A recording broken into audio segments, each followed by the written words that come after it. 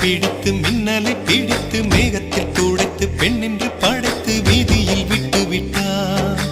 இப்படி இன்னொரு பெண்மையை படைக்க